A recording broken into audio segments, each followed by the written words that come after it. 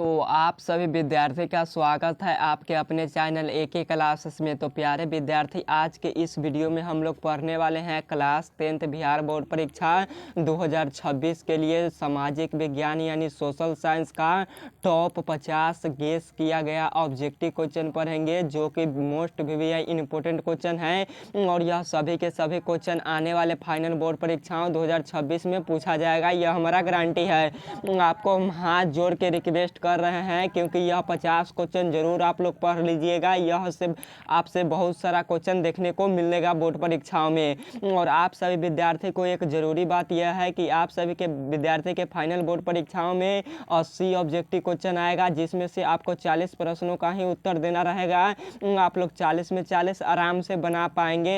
यह हमारा क्लास कीजिएगा तो आराम से, क्योंकि VVI ऑब्जेक्टिव क्वेश्चन है। तो चलिए क्लास का स्टार्ट करते हैं। उससे पहले कुछ आपको इन्फॉर्मेशन दे देते हैं हम। आपका जो है डम्मी एडमिट कार्ड यानी dummy admit card registration card भी बोलते हैं, तो वो आपका आ गया है। आप लोग जाइए BCSC के वेबसाइट पे और वहाँ से क्या कीजिए, अपना डम्मी रजिस्ट्रेशन कार्ड डाउनलोड कर लीजिए। अगर डम्मी रजिस्ट्रेशन कार्ड में किसी भी प्रकार का कोई दिक्कत है तो उसे सुधार कर लीजिएगा। चाहे आपका जाति हो, फादर नेम, मदर नेम, अपना नाम और आपका जो भी डेट ऑफ बर्थ कुछ भी गलत होगा उसमें, तो आप लोग क्या कीजिएगा, कंप्लेन कीजिएगा अपने हेड मास्टर को पास जाइएगा। कॉलेज में प्रिंसिपल होते हैं और स्कूल में हेड मास्टर, तो आप लोग हेड मास्टर के पास जाइएगा। उसे आपको सुधार करने का मौका वो बता देंगे, आप लोग उन्हें जमा कर सकते हैं जाकर। तो आप लोग जाकर देख लीजिएगा कि हमारा डम्मी रजिस्ट्रेशन कार्ड में किसी भी प्रकार का कोई गलत ना रहे। तो यह हो गया आपको। और यह सभी आपका यह जो आज 50 ऑब्जेक्टिव क्वेश्चन हम लोग पढ़ेंगे, थोड़ा सा 1-2 मिनट समय दे दीजिए। 50 ऑब्जेक्टिव क्वेश्चन हम लोग पढ़ेंगे, जिसमें से आपको इतिहास यानी हिस्ट्री, इकोनॉमिक्स यानी अर्थशास्त्र, ज्योग्राफी यानी भूगोल और आपदा प्रबंधन, यह सभी के सभी क्वेश्चन आपको मिलेगा। यह 50 क्वेश्चन में कितना, तो 50 क्वेश्चन नहीं है, यह क्वेश्चन ज़्यादा है, परंतु 50 क्वेश्चन आज इस क्लास में हम लोग पढ़ेंगे। तो यह चारों बुक से यानी चारों सब्जेक्ट से आपका किताब ऑब्जेक्टिव क्वेश्चन लिया गया है। तो प्लीज़ प्यारे विद्यार्थी जरूर पढ़िएगा। तो चलिए हम लोग फर्स्ट नंबर क्वेश्चन की तरफ चलते हैं, बाकी तरफ से डिटेल तरीके से पढ़ते हैं। तो फर्स्ट नंबर क्वेश्चन में आपसे पूछा गया है कि भारत में वित्तीय वर्ष होता है, और यह क्वेश्चन लगातार पूछता है। तो भारत में वित्तीय वर्ष कब से कब तक होता है, तो भारत में वित्तीय वर्ष 1 अप्रैल से 31 मार्च तक होता है। राइट आंसर 1 का C होगा, आप लोग जरूर याद रखिएगा। अगला नंबर है 2 नंबर क्वेश्चन में आपसे पूछा गया है यहाँ पे कि बृहद जल की उपस्थिति के कारण पृथ्वी को कहते हैं। तो बहुत बड़े क्षेत्रों में जल की उपस्थिति के कारण पृथ्वी को क्या कहते हैं, तो नीला ग्रह कहते हैं।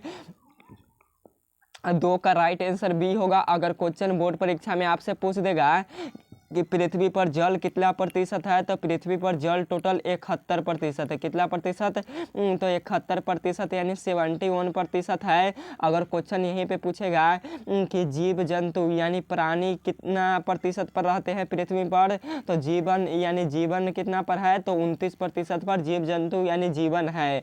सभी जीव जंतु का, मानव हो चाहे कुछ भी प्रकार का जीव हो, पेड़ पौधा हो, यही सभी। तो आपको समझ में आ गया, समझ में आया। चलिए अगला नंबर क्वेश्चन देखते हैं। 3 नंबर क्वेश्चन में पूछा है कि भारत में किस तरह के लोकतंत्र की व्यवस्था की गई है।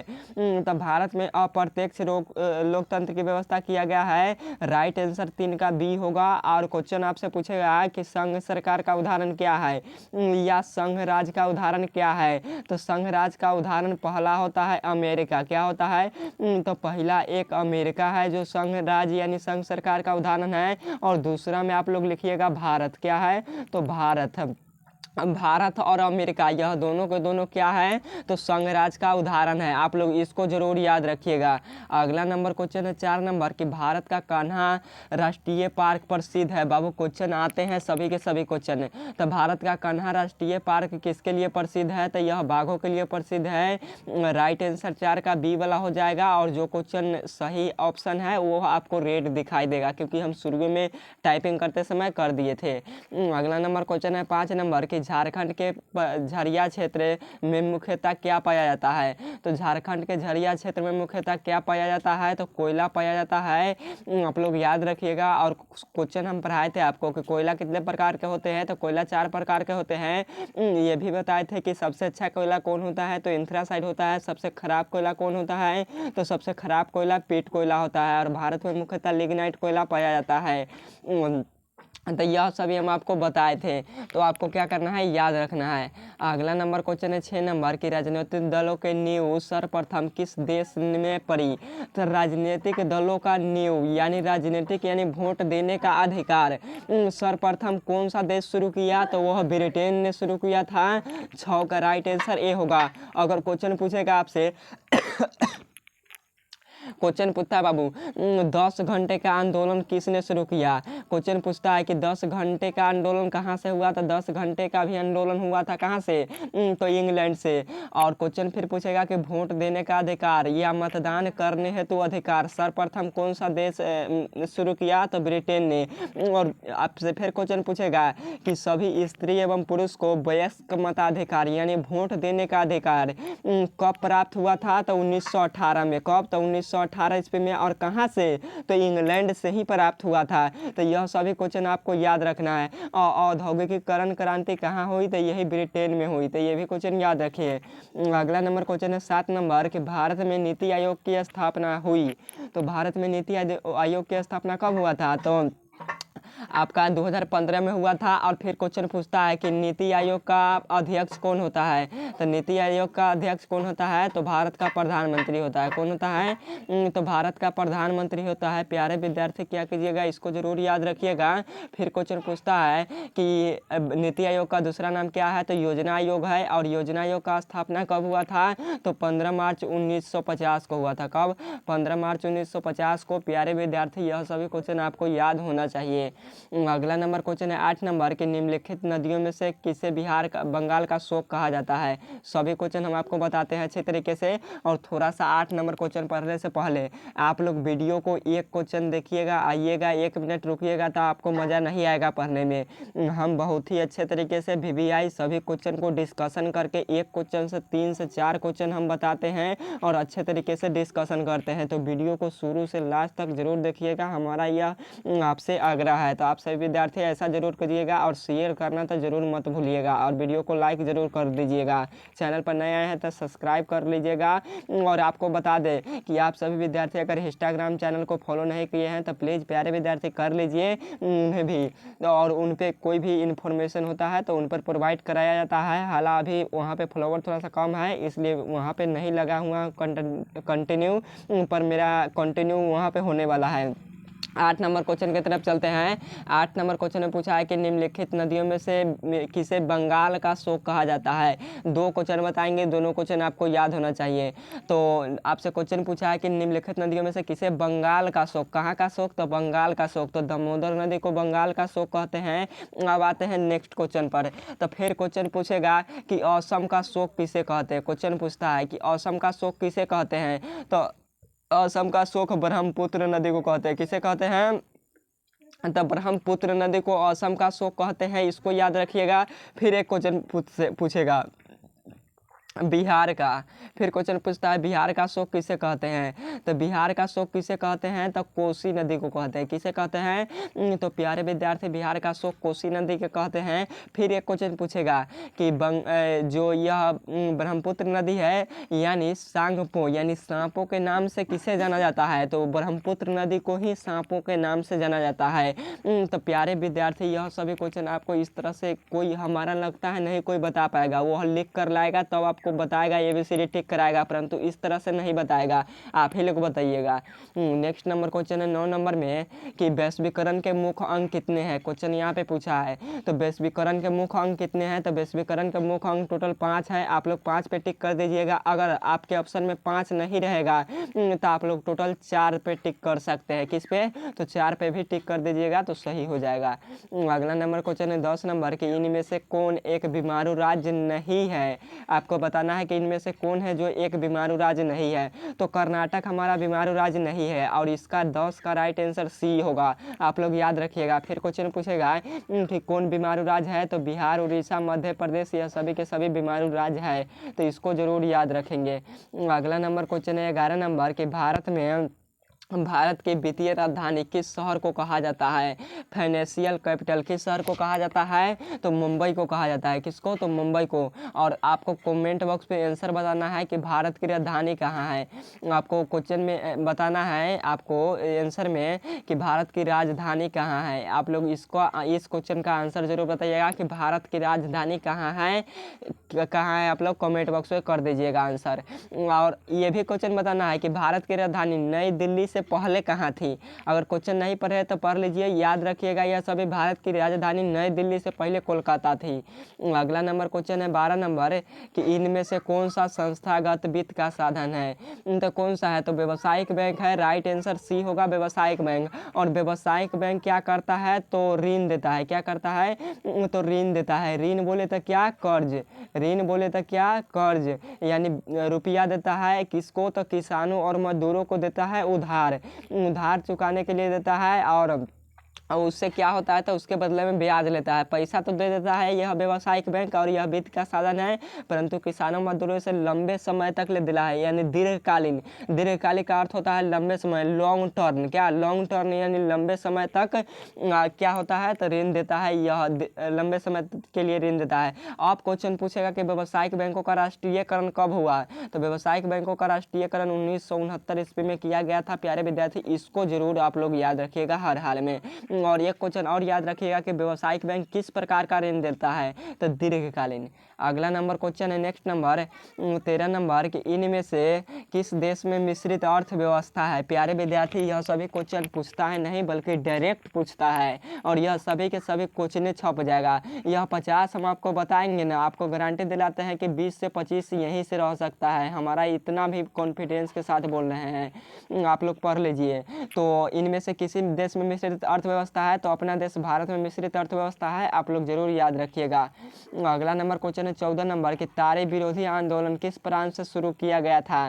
तो तारे विरोधी आंदोलन किस प्रांत से शुरू हुआ था? तो आंध्र प्रदेश से शुरू हुआ था। तारे विरोधी आंदोलन का मतलब क्या होता है? तो नसबंदी पदार्थों पर। नसबंदी पदार्थ बोले तो तारी दारू, तो दारू पर नहीं, तारी पर, जो पेड़ों से होता है, खजूर तार से निकलता है, उस पे क्या हुआ था? तो वहाँ के महिलाओं ने, यानी आंध्र प्रदेश की महिलाओं ने विरोध किया इस पर, और इस पर आंदोलन चलाया। कहाँ के महिलाओं ने? तो आंध्र प्रदेश की महिलाओं ने। तो आप लोग याद रखिएगा, नसबंदी पदार्थों पर विरोध किया था महिलाओं ने। अगला नंबर क्वेश्चन है नेक्स्ट नंबर क्वेश्चन है 15 नंबर की संघ सरकार का उदाहरण है। क्वेश्चन पूछा ना, तो हम आपको क्या बताए थे कि संघ सरकार का या संघ राज्य का उदाहरण दो होता है, एक होता है भारत और दूसरा क्या होता है? तो दूसरा होता है हमारा अमेरिका। तो आपके ऑप्शन में दिया है यह है अमेरिका, तो राइट आंसर ए वाला सही हो जाएगा। आप लोग याद रखिएगा, यह दोनों क्या है? तो संघ सरकार का उदाहरण है। नेक्स्ट नंबर क्वेश्चन है कि 1 टन इस्पात बनाने के लिए कितना किलो मैंगनीज का उपयोग करेंगे? तो 1 टन यानी 10 कुंटल, 1 टन बोले तो 10 कुंटल में इस्पात हमें बनाना हो, तो हम लोग किसका प्रयोग करते हैं? तो 10 किलोग्राम मैंगनीज का प्रयोग करेंगे। कितने किलो? 10 किलो मैंगनीज का प्रयोग करेंगे। आप लोग जरूर इसको याद रखेंगे। अगला नंबर क्वेश्चन है कि प्राणियों के शरीर में कितना प्रतिशत जल की मात्रा निहित है? तो प्राणियों के शरीर में कितना प्रतिशत जल की मात्रा निहित है? तो टोटल 65% है, राइट आंसर सी वाला होगा। आप लोग इसे सही कर लीजिएगा।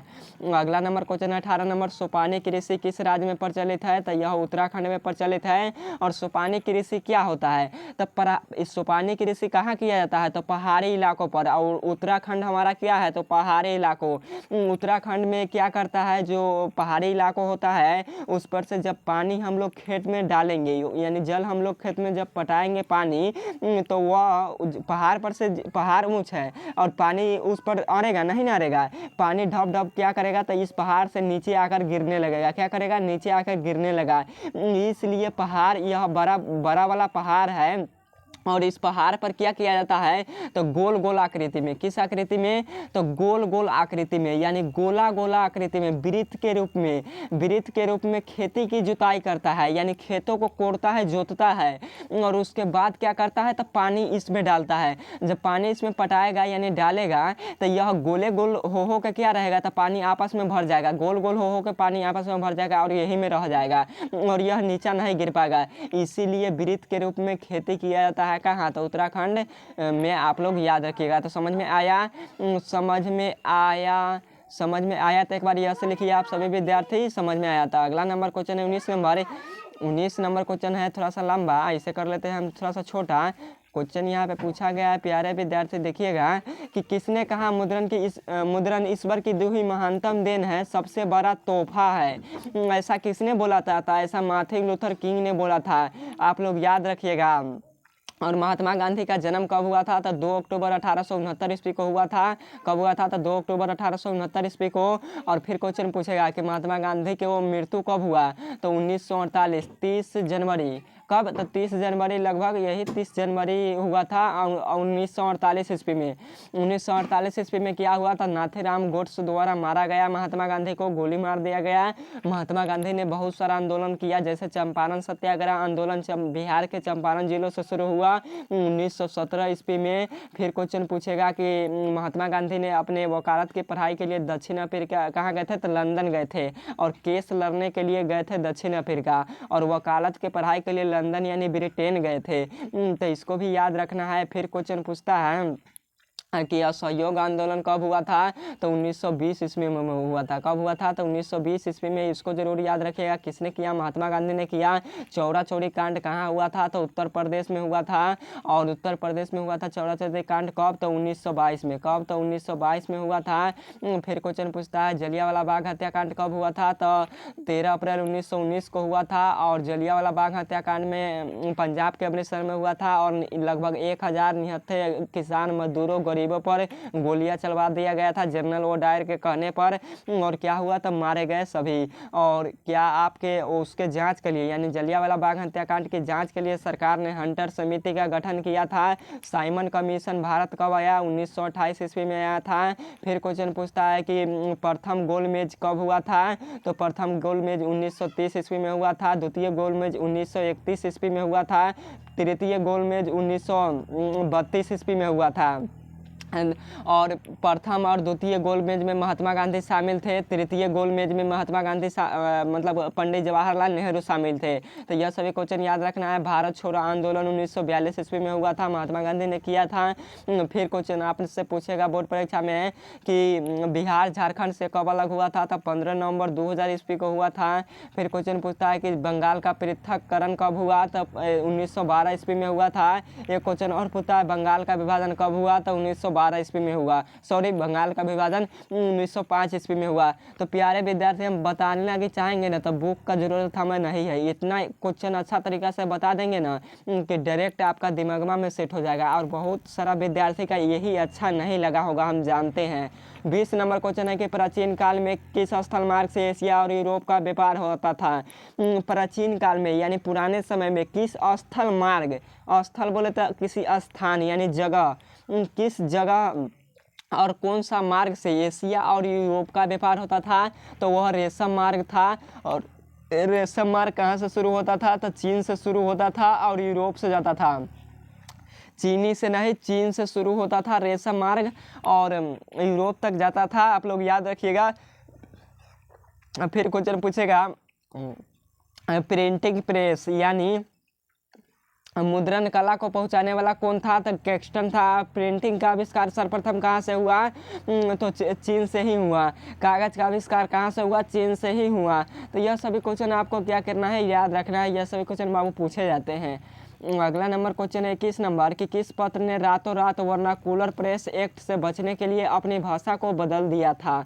तो यहाँ पे क्वेश्चन आप लोग देख लीजिए। इसका राइट आंसर हो जाएगा सी वाला, अमृत बाजार पत्रिका। तो आपको क्या रखना है, इसको याद रखना है। अगला नंबर क्वेश्चन है कि कौन सा सामाजिक वर्ग बुद्धिजीवी वर्ग के रूप में उभर कर आया, तो मध्यम वर्ग आया था। इसको जरूर याद रखिएगा 100%। अगला नंबर क्वेश्चन है कि हिंद चीन में पहुंचने वाले प्रथम व्यापारी कौन थे? तो पुर्तगाली थे। और पुर्तगाली किसे कहा गया है? तो वास्को डी गामा को कहा गया है, क्योंकि वास्को डी गामा क्या हुआ था? तो भारत आया था। और भारत वास्को डी गामा कब आया था? तो 1498 ईस्वी में आया था। और समुद्री मार्ग का पता सबसे पहले किसने लगाया? तो वास्को डी गामा ने ही लगाया था। और फिर क्वेश्चन पूछता है आपसे कि हिंद चीन में पहुंचने वाले प्रथम व्यापारी कौन थे? तो पुर्तगाली थे। और पुर्तगाली में कौन थे? तो कोलोन थे, फ्रांसिस कोलोन नामक थे। तो आप लोग याद। और पुर्तगाली का अड्डा कहाँ था? तो गोवा में अड्डा था। तो ये भी क्वेश्चन सभी याद रखिए, यह सभी क्वेश्चन किताब के अंदर में आपको मिलेंगे। 24 नंबर क्वेश्चन है कि रक्त और लौह नीति का अवलंबन किसने किया? तो रक्त और लौह नीति का अवलंबन बिस्मार्क ने ही किया था। आप लोग जरूर इसे याद रखिएगा। फिर क्वेश्चन एक पूछता है कि जर्मनी का एकीकरण, जर्मनी का एकीकरण किसने किया? तो बिस्मार्क ने ही किया। जर्मनी के एकीकरण में महत्वपूर्ण भूमिका किसकी है? बिस्मार्क की है।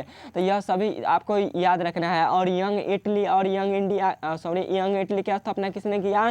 तो मेजनी ने किया था। तो आपको ये भी क्वेश्चन याद रखना है, यह सभी क्वेश्चन पूछ लिए जाते हैं। अगला नंबर क्वेश्चन है कि लेनिन की मृत्यु कब हुई? यहाँ पे कुछ क्वेश्चन हम आपको बहुत सारा बताते हैं।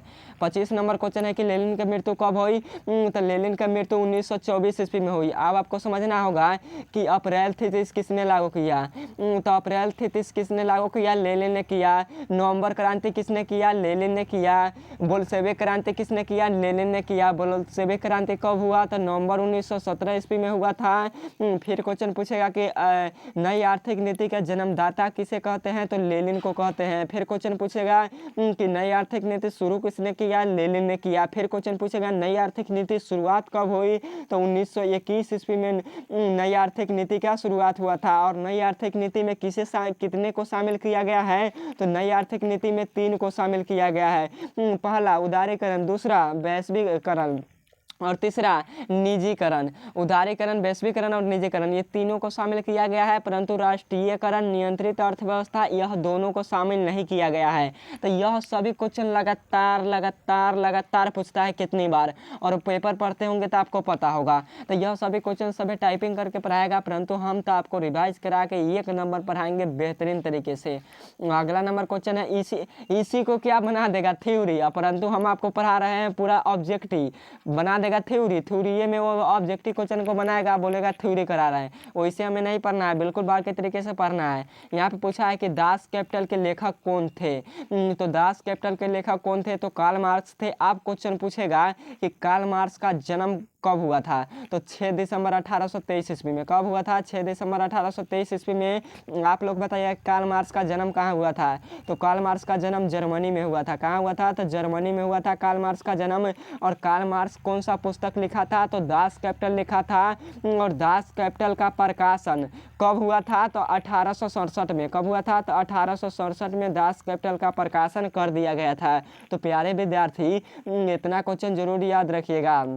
और लियो टोल्स्टॉय एक रूसी लेखक थे, तो ये भी क्वेश्चन याद रखिए। अगला नंबर क्वेश्चन है 27 नंबर कि रूस में कृषक दास प्रथा का अंत कब हुआ था?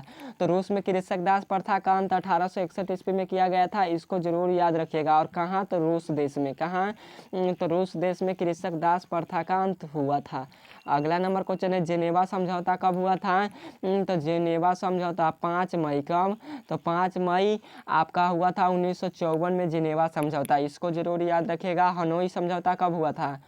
हनोई समझौता कब हुआ था? 1946 में ना। हनोई समझौता कब हुआ था?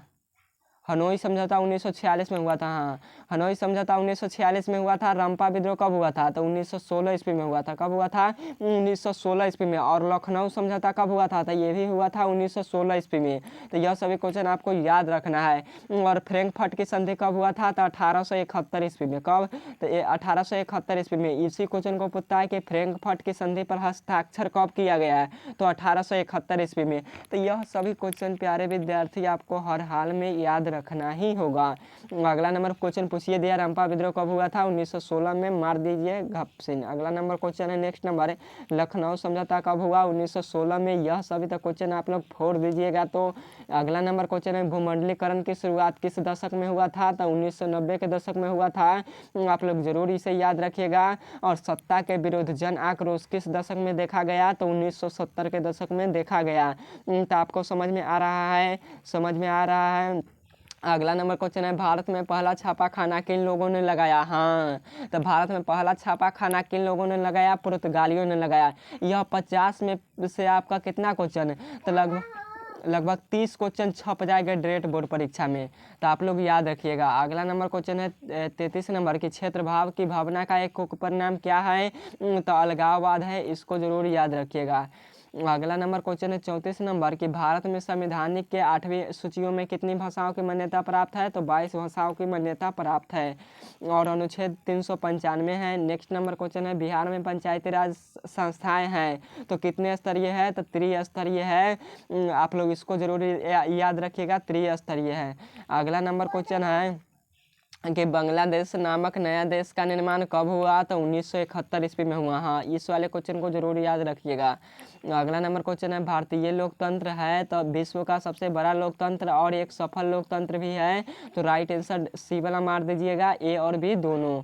अगला नंबर क्वेश्चन है 38 नंबर कि किस क्षेत्र को द्वितीयक क्षेत्र कहते हैं? तो औद्योगिक क्षेत्र को द्वितीयक क्षेत्र कहते हैं, सेवा क्षेत्र को तृतीयक क्षेत्र कहते हैं, कृषि क्षेत्र को प्राथमिक क्षेत्र कहते हैं। और कृषि क्षेत्र में कौन कौन सा आता है? तो मत्स्य पालन, मुर्गी पालन, बकरी पालन, मछली पालन, यह सभी के सभी आता है कृषि क्षेत्र यानी प्राथमिक क्षेत्र में, ध्यान रखिएगा।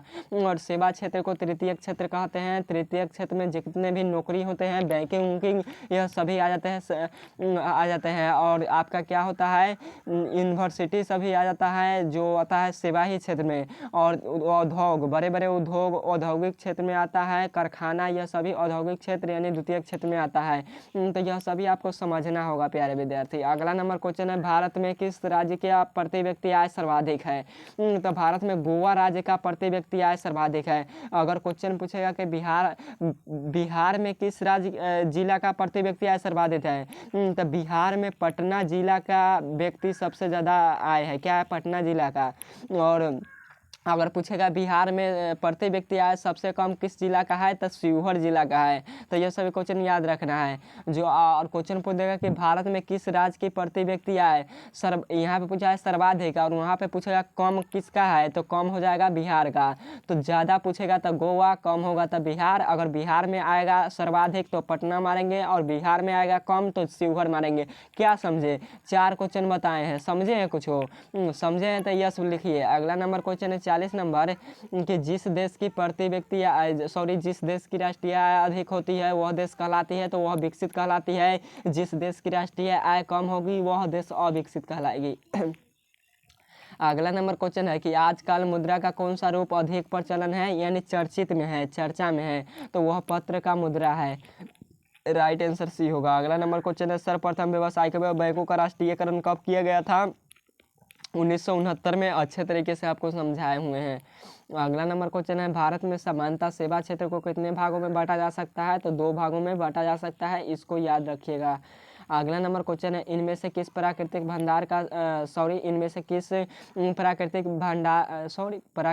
भंडार संसाधन का भंडार सीमित है?